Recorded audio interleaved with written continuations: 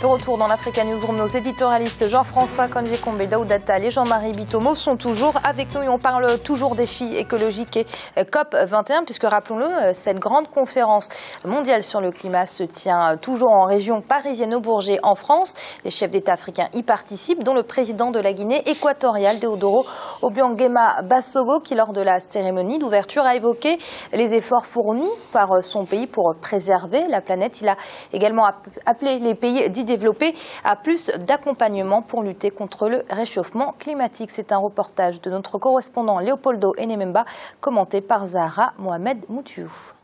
Le président équato-guinéen Teodoro Obiang-Nguema Basogo appelle à un soutien des pays dits développés pour la lutte contre le changement climatique. Le protocole de Kyoto, adopté en 1997, n'a pas réussi à réduire les émissions mondiales de gaz à effet de serre, alors que la COP21 se tient jusqu'au 11 décembre 2015 en région parisienne en France.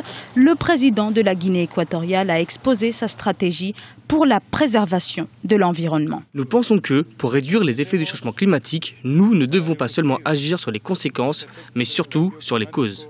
La Guinée équatoriale est engagée à respecter les conventions adoptées par les programmes communs visant à réduire les émissions de dioxyde de carbone avec effet de serre, bien que notre émission de gaz avec effet de serre soit petite. L'Afrique, continent le moins pollueur, est pourtant fortement impacté par le réchauffement climatique.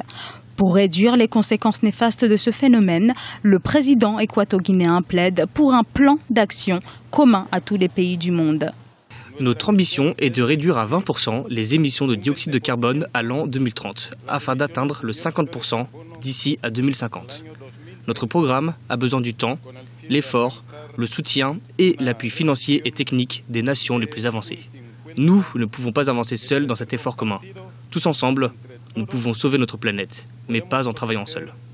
En marge de la COP21, un mini-sommet consacré à l'Afrique s'est tenu ce 1er décembre 2015. Le continent africain espère que de véritables résolutions seront prises à Paris et que les décideurs passeront de la parole à l'acte. Jean-François, le président équato-guinéen l'a bien rappelé, cette lutte contre le réchauffement climatique est l'affaire de tous. La lutte doit absolument être commune. La lutte doit être commune et en cela il a raison. Il a insisté aussi sur un autre élément sur lequel je trouve il a tout à fait raison, c'est sur le caractère obligatoire de des engagements qui vont être pris là.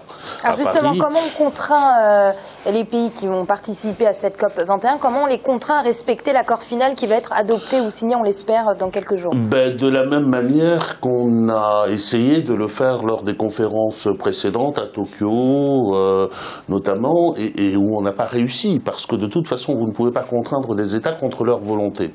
Ce sont les États qui acceptent les engagements, que des engagements contraignants soient pris, et aujourd'hui, tout l'enjeu de la conférence de Paris, c'est que les États, les principaux États, acceptent cette contrainte, notamment des États tels que le Canada qui a refusé la contrainte expressément et qui est sorti du groupe depuis quelque temps. C'est le cas de la Chine. Il faut que la Chine accepte, les gros pollueurs que sont la Chine, les États-Unis et quelques pays européens, il faut qu'ils acceptent, ce qui n'est pas évident du tout. Et aujourd'hui, si la contrainte ne doit s'appliquer, ou l'engagement unilatéral n'est pris que par les États africains, nous représentons quoi? À peine 1%, 2% du taux de pollution, en tout cas d'émissions de gaz à effet de serre. Les pays qui brassent l'essentiel de cela, ils sont ailleurs, c'est la Chine, ce sont les États-Unis, ce sont les pays émergents. Et c'est là l'un des paradoxes, d'ailleurs, il faut y être très attentif, c'est que ces États-là, ils ont pollué, notamment ils ont émis des gaz à effet de serre lors de leur processus d'industrialisation. Aujourd'hui, ce sont des États développés ou des États qui ont émergé. Et aujourd'hui, on dit à l'Afrique, surtout pas. Et il y a là quelque chose à approfondir du point de vue de l'intérêt des États africains. Le débat est global, l'intérêt est mondial, mais je crois qu'il ne faut pas se laisser rouler dans la farine dans cette affaire-là.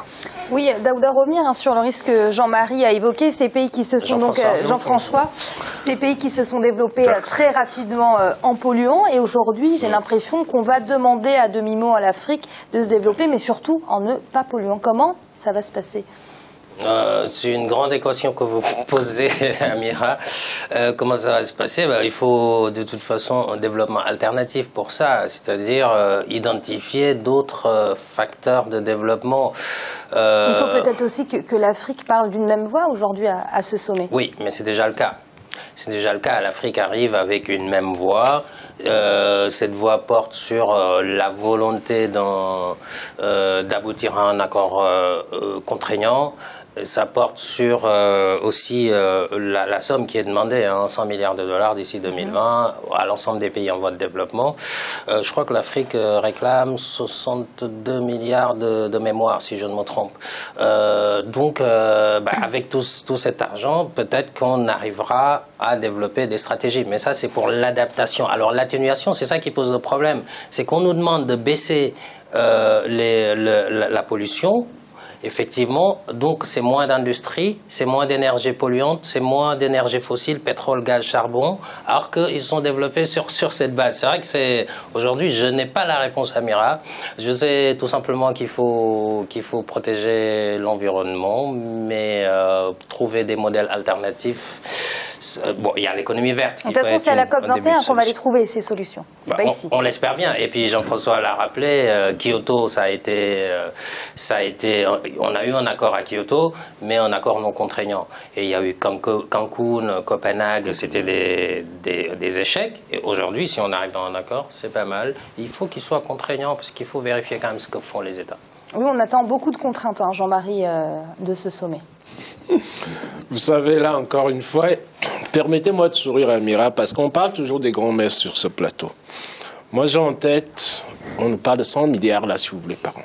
100 milliards par an. J'ai en tête des études de l'ONU qui datent, si vous voulez, de 2-3 décennies, qui avaient déterminé qu'on était capable d'éradiquer, comment dire, la pauvreté dans le monde à la même hauteur, à 100 milliards par an, ainsi de suite. Et tout, il fallait 10 ans pour l'éradiquer.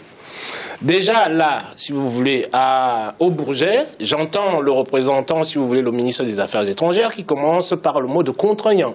Après, ce n'est plus le mot contraignant qui est utilisé, c'est le mot ambitieux. Et moi, j'ai bien écouté le discours du président Obama. Donc le président Obama dit que nous, on pollue, d'accord, mais nous ne voulons pas d'accord contraignant. Donc de mon point de vue, ce que Jean-François a cité là tout à l'heure, à savoir la Chine, à savoir les États-Unis. Le président a reconnu dans son discours qu'ils sont les premiers pollueurs. Et si vous dites que nous n'acceptons pas de contraintes, comme il était en train de dire là tout à l'heure, nous allons aboutir à quoi? Ça va encore être nos grandes messes habituelles qui vont se passer. L'Afrique, c'est-à-dire les gens vont rentrer en Afrique, qui vont s'attendre que oui, on aura peut-être des subsides pour pouvoir résoudre nos problèmes de développement. Et j'ai peur que ce ne soit la même chose que ce que nous vivons dans toutes ces grandes messes habituelles. Et on parlait préservation de l'environnement, on va parler pétrole cette fois-ci, puisque l'exploitation de l'or noir découvert dans les eaux territoriales du Sénégal va débuter d'ici à 3 années. Les premières estimations des réserves de ces puits vont de 250 millions à 2,5 milliards de barils de pétrole. Birama Saounera. Au Sénégal, l'exploitation du pétrole débutera d'ici 3 ans. Selon les autorités, un programme d'analyse des forages sera mené. Objectif, trouver des résultats clairs qui permettront d'engager les investissements dans ces domaines.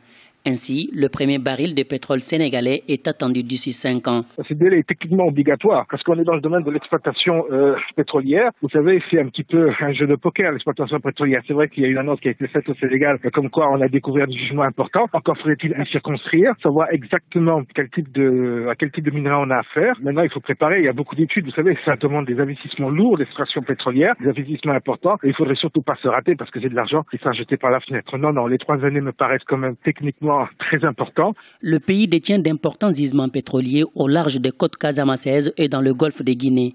Leur exploitation pourrait permettre de surmonter les difficultés économiques et d'améliorer l'état des finances publiques. Il faut que le Sénégal puisse tirer parti de ce pétrole. Il faut vraiment que ce pétrole-là permette au Sénégal de gagner possibilités financières, c'est-à-dire pas tout le temps tendre la main aux différents partenaires du Sénégal, mais de pouvoir lui-même, par ses propres moyens, mettre en place des politiques de développement qui vont véritablement être gagnants pour toute la population. Le pétrole découvert sur les côtes sénégalaises pourrait largement contribuer à faire baisser le prix sur les marchés, d'autant plus que le pays dispose d'une raffinerie. Acteur important de l'économie, le secteur pétrolier pourrait également contribuer à la création d'emplois pour les jeunes et conduire le pays vers l'émergence économique à laquelle il aspire. Daouda, on attend beaucoup aujourd'hui de ce gisement pétrolier. Les retombées économiques vont-elles se voir rapidement ?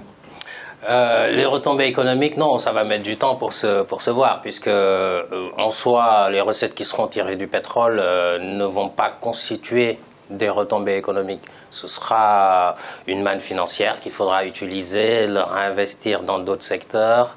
Ça, c'est possible. Maintenant, le Sénégal a besoin quand même de capitaux pour pouvoir continuer la diversification de son économie.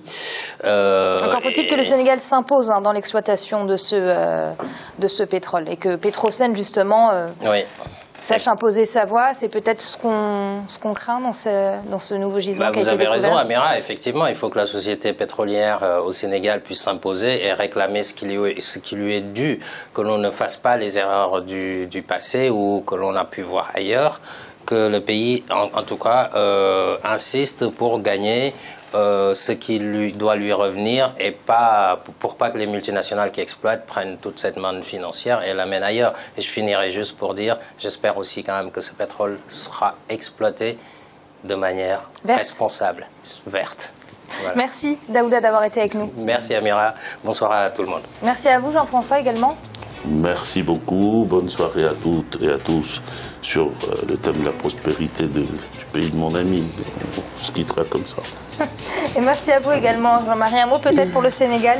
Un mot pour le Sénégal, ce que je dirais, c'est éviter les errements dont parlait Daouda tout à l'heure, que le Sénégal pense quand même, si vous voulez, à une stratégie de filiérisation, si vous voulez, de son industrie, c'est-à-dire essayer de faire toute la filière, qu'on ne se retrouve pas comme au Nigeria où vous produisez le pétrole et que les gens n'ont pas d'essence pour leur voiture.